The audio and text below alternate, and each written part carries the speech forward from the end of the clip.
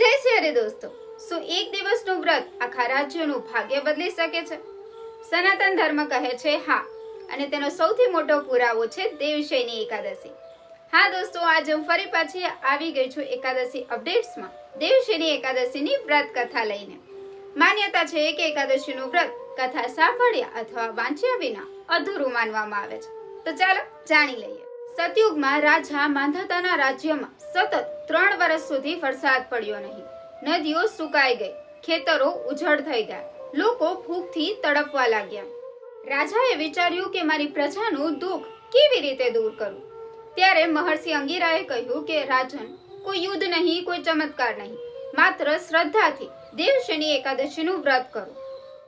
રાજાએ પોતાની પ્રજા સાથે શ્રદ્ધાથી દેવશયની એકાદશીનું વ્રત કર્યું.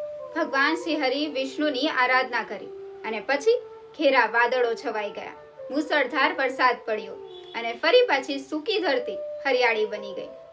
તો દોસ્તો, આ કથા આપણને યાદ અપાવે છે કે ભગવાન શક્તિથી નહીં પરંતુ શ્રદ્ધાથી પ્રસન્ન કરી શકાય છે. તો દોસ્તો, આ હતી દેવશયની એકાદશીની વ્રત કથા. ધન્યવાદ.